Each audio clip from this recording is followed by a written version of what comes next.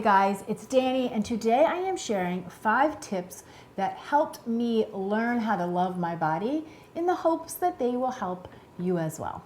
So tip number 1 was change the script. So I cannot tell you how many years I spent having a very negative dialogue about my body. Anytime that I caught a reflection of it, especially if it was naked in the mirror, I would have a stream of kind of cringe-worthy thoughts. So like, ew, disgusting, gross, you should know better, what's wrong with you? Those were some of my favorite go-to thoughts that would run through my mind when I would see my body, because I was basing my love for my body on one thing and one thing only, and that was whether or not it looked a certain way, right? And I based that look on what I saw in the magazines and on TV and etc.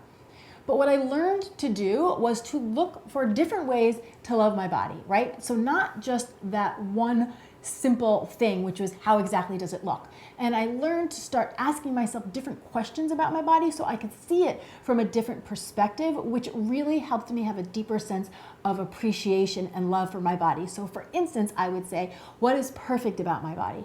What do I love about my body? And if the answer is nothing, what do I like about my body? And if you still can't come up with something, then you can think, what am I grateful for about my body, right? I'm grateful that my legs work. I am grateful that I am able to feel the water on my hands. I am grateful, etc., etc., etc.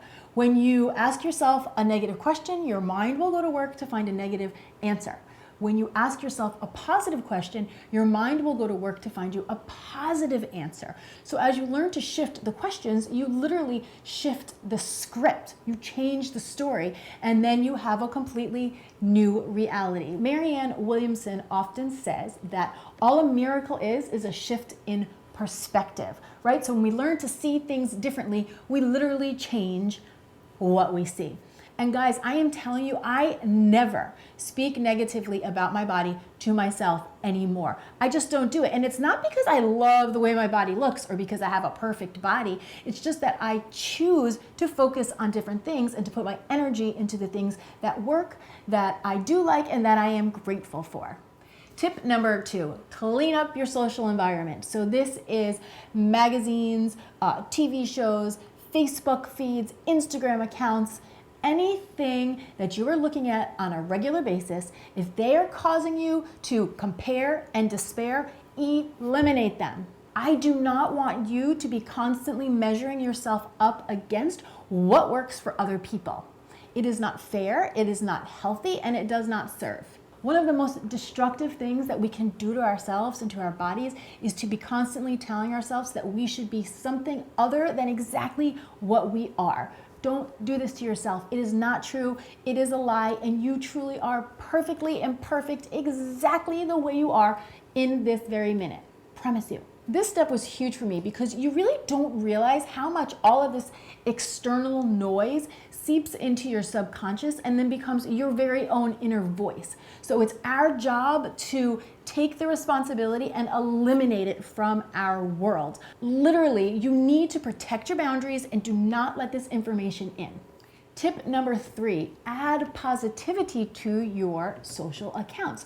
So this is equally as important as eliminating and deleting accounts that don't support you. Fill up your feeds with people and brands that represent your desired belief system. For me, adding women to my feeds that were demonstrating confidence and happiness and self-love in all different body shapes and sizes was so eye-opening and empowering to me. It really made me realize how conditioned we are by the media, right? We are so conditioned to believe that confident, happy, healthy, etc. has to come packaged in a certain body. But I am telling you, there are beautiful women all over the internet breaking these myths and standing in their truth and their beauty and just changing what it means to be in a healthy body and feel good about yourself. So I'm actually going to leave some links for you down in the description box below of some accounts that I find to be very uplifting and empowering and inspiring, so you guys can check them out as well if you want to start to shift the energy of your feeds. Don't underestimate how powerful these social media accounts are, especially in today's day and age, because we spend so much time there. Create an environment that brings you up. Number 4, focus on the feeling. The feeling, drop into the body, focus on the feeling. And let me tell you what I mean. I cannot tell you guys how many times I have eaten well, I have done exercise that I enjoy, and going about the day and I feel good in my body. My body feels good. I have energy, I am feeling good. And then I step on a scale, or I catch an angle in the mirror, or in my bathing suit, or you name it, whatever body trigger you may have, and then all of a sudden, I don't feel so good anymore, not because my body doesn't feel good, because my mind is now calculating a story about my body that makes me feel bad. Remember, our thoughts create our feelings, and if you're thinking negative thoughts, you're going to feel not so good. So check your mind at the door, connect to the body, and allow your body to feel good where your body feels, rather than getting overly judgmental or critical about the way you think your body should look. And finally, tip number 5, dress the body you are in. One of the most subtle ways we kind of snuff ourselves and don't pay attention to ourselves is by not meeting our bodies where they are and wearing clothes that make us feel amazing right now. I cannot tell you how many years I spent not buying outfits I liked or pieces of clothing that I liked because I thought, oh, I'm gonna wait till I lose a few more pounds, or I'm gonna wait till I can get it in that size, or oh, it's not gonna look good in me in this body.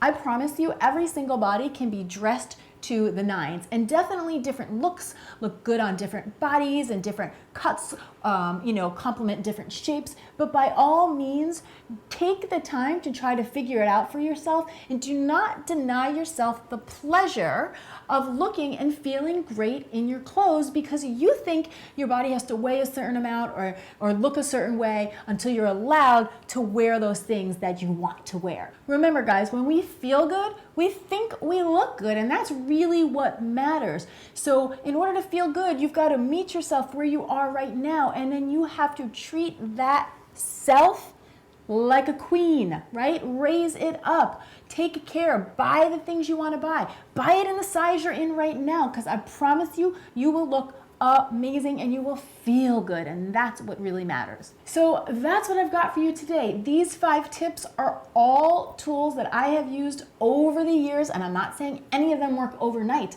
but they shift your mind, they shift your perspective, and before you know it, they literally shift your being. They have all helped me really come from a place where I did not love and accept my body to a place where I wholeheartedly love and accept my body. And like I said earlier, it's not because I love the way it looks, it's because I choose to love and appreciate it through a different lens. So I would love to hear your thoughts, your experience with any of this, any tips that you may have that I did not share. Come down to the comments below and let's chat.